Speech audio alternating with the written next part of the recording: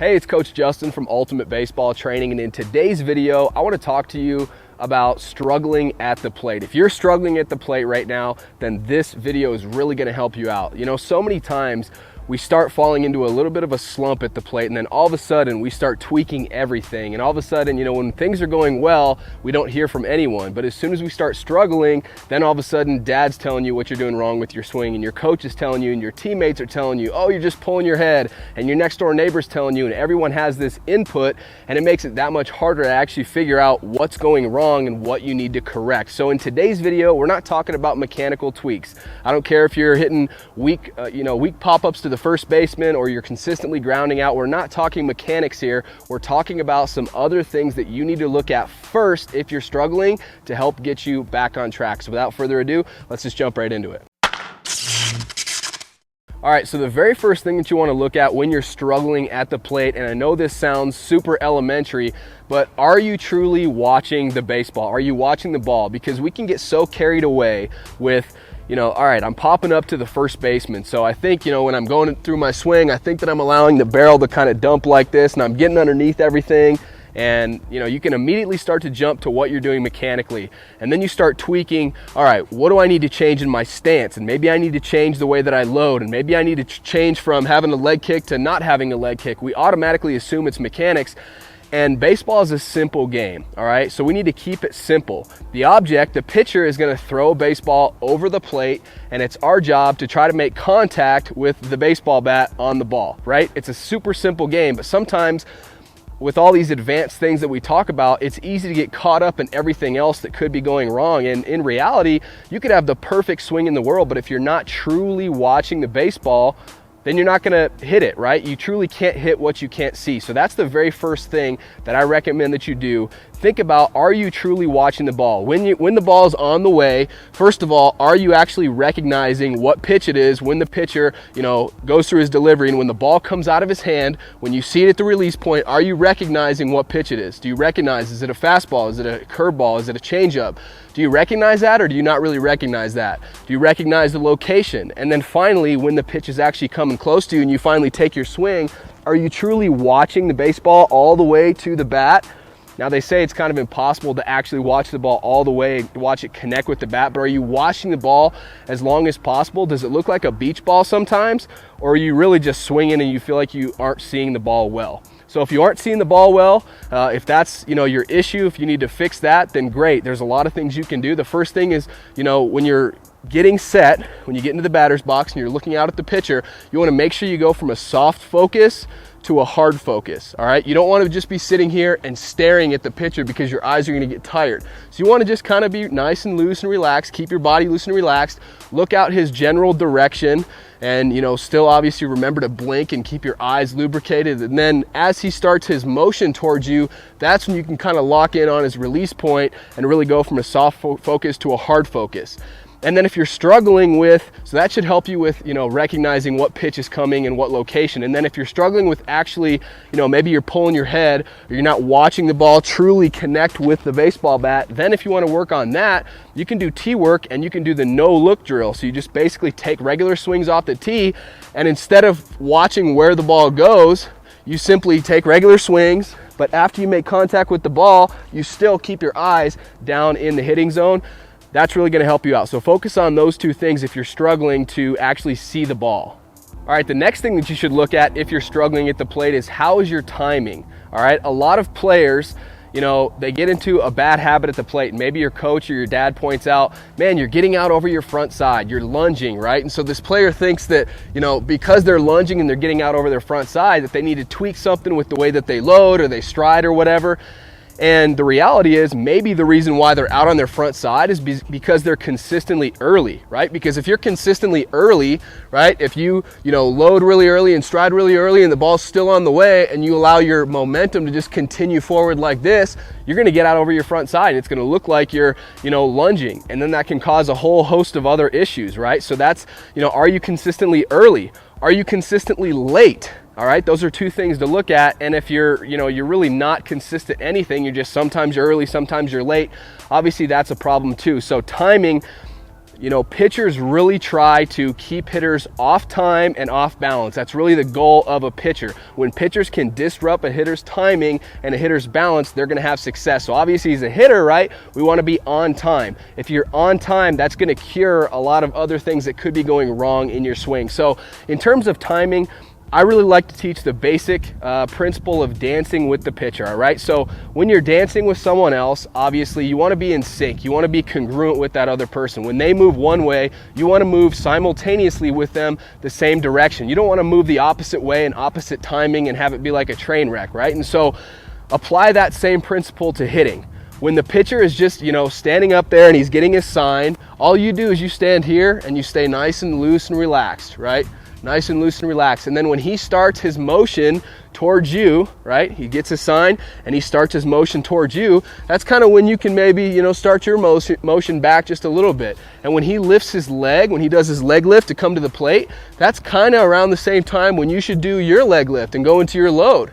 When he strides towards you, that's when you as a hitter, got it? You should stride towards him. So that's the basic principle on dancing with the pitcher.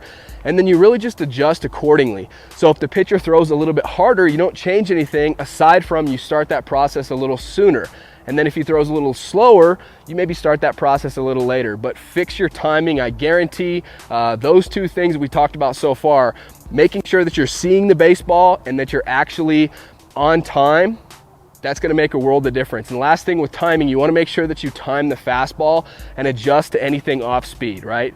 Because, simply put, if you're sitting up here and you think, okay, I think he's going to throw me a changeup here or a breaking ball or some sort of an off-speed pitch, so you start timing the off-speed pitch. If he throws you a fastball, there's no way you're going to be able to catch up to that. So go back to the basics, time the fastball, be on time for the fastball, and then if he throws you something off-speed, you can kind of hold up, you can keep your hands back, you can sink down a little bit and still make contact with that off-speed pitch. The next thing you should look at when you're struggling is balance. And this is something that we kind of just talked about. But what is a pitcher trying to do to a hitter? He's trying to disrupt their timing. That's what we just talked about, and get them off balance. Because as soon as a pitcher can fool you, whether it be something weird he does with his delivery or the pitch that he makes that looks deceptive using tunneling or different tactics, as soon as he gets you off balance over your front side, you're beat, right? Same with, if you're having your weight hanging back here like this, you're beat. Anytime you're off balance as a hitter, that's not a good thing, right? And so I don't want you to get caught up in the mistake of every single swing has to be this picture perfect swing where you're perfectly balanced the entire time, because the most important thing you need to remember as a hitter is it's a competition between you and the pitcher, right? You have to compete. There's gonna be times when you're fooled and you are out on your front foot like this and you have to make an adjustment. That's just the way it is. But when you can control it, you obviously wanna be on time and you wanna have good balance. And so when thinking about balance, I think the easiest thing to think about is throughout your entire swing, keep your head between your feet. All right, so I don't care how you line up in your stance, right? But if you have a stance, something like this, my head is obviously between my feet right here. It's just like I'm playing linebacker or defense in basketball. This is an athletic position. My head is right between my feet. When I go into my load, nothing should change. I shouldn't load with my head over my front side, or I shouldn't load with my head over my back side. I still want to have my head right between my feet as I go into my load. And as I go into my stride and get into my launch position, my head should still be between my feet. And even as I swing, my head is between my feet. As I finish my swing, boom, my head is still between my feet. If you just focus on that one principle right there, keep your head between your feet, you're gonna stay balanced. But balance is so important as a hitter.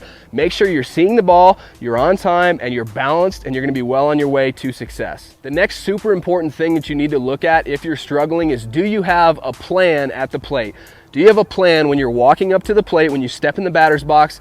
Do you have a plan, or are you just up there kind of winging it and just hoping for the best, right? And so this is a difficult topic because, when you actually go and you step in the batter's box, you really want to have an empty mind. You want to have a plan of what you're doing, but you can't be thinking all of these thoughts when you step in the batter's box. So your thinking has to happen when you're outside the batter's box. But too many times, and I know you've probably fallen victim to this as well, too many times, we step in the box as hitters and we don't really have any sort of an idea of what we're trying to do with the plate. And so maybe we get ready and we think we're ready to hit, and then the first pitch comes, first pitch fastball, boom, strike one. and we step out and we're like, man, I really wasn't ready to hit there. All right, get ready, here we go. And you try to like motivate and pump yourself up, and then maybe the next pitch you step in, you know, and it's another pitch, another fastball right down the middle, and you take it, and now you're down 0-2. Or maybe it's a pitch on the outer half and it's a pitch you should crush, and instead you foul that pitch off, you're down 0-2. Now you're kind of playing to his mercy. So I have no problem if you enjoy taking the first pitch or whatever. I don't personally really recommend it. I think that if it's over the white of the plate and it's a good pitch that you can crush, I think you should bang. But if that's your plan, I'm gonna take this first pitch, then that's okay. At least you thought about it, at least you had a plan. But always have a plan, and it starts, you know, in the on deck circle, looking at the situation. So the situation dictates it as well as what your coach puts on. So let's say it's first and second, nobody out. Walking to the plate, you need to understand, as I, you know, get the batter's box clear, I need to understand, all right, my coach, he might be giving me the sign to bunt here, okay? Then you step out like this and you look down the line, okay, the bunt is on. I have a plan. Now when I step in the batter's box, I'm looking for a good pitch to bunt. Or maybe he doesn't give you any sign, he just kind of gives you a couple claps, but there's a runner on third base, less than 2 outs. Then you need to be thinking, okay, runner on third base, less than 2 outs. I'm trying to drive in that run. I'm trying to hit a sac fly. The easiest place to do that, easiest pitch location is a pitch up. So I'm looking for an elevated pitch that I can hit a deep fly ball, drive in that run. Boom, then I clear my thoughts, I'm ready to go. But you gotta make sure that you have a plan. Don't just be free swinging. You can't be thinking in the box. But before you get in the box, you gotta know what you're trying to do. You gotta know what your goal is that you're trying to accomplish. Another important thing that you need to look at when you're struggling is your mindset. Do you have an aggressive mindset or a passive mindset? And I always love to use this example, all right? I want you to imagine 2 different days at practice, all right? Maybe a Monday and a Tuesday. And on Monday, you have a dad that's kind of helping out throwing batting practice, but he's usually, you know, not a regular coach on the team. He hasn't thrown a baseball in a while, and so he really struggles to find the zone. Some pitches are right there, but some pitches are up, some pitches are low, they're inside, they're outside. It's really kind of unpredictable, right? And so that's day 1. What is your mentality when you get in the batter's box? That day, you're kind of like, come on, coach, find the zone. I'm trying to get some work in here, you know? You kind of have this passive mentality of, okay, if he throws a strike here, he's struggling to find the zone. If he throws a strike here, then I'm gonna swing. And so you're passive the whole time. And then finally, when he throws you a good pitch, after taking 3 in a row, then you're kind of like, oh, that's a good pitch, I'm gonna swing, boom. All right, so I want you to imagine your bat speed in that scenario. And then I want you to imagine on Tuesday, you get your regular BP thrower back, all right? It's your coach that, you know, you love this guy and he's absolutely money. He can hit any spot that he wants with his BP pitches. You tell him to throw it outside an inch and he hits that spot. So then on that day, on Tuesday, what do? Maybe your first round, you're getting loose and you're kind of like, man, this is nice. He really is finding the zone today. And then your second round, you get really, really comfortable because you know that every single pitch is going to be right there. So then what do you start doing? You have an aggressive mentality and you're like, all right, I'm going to see how far I can hit this. Boom, all right?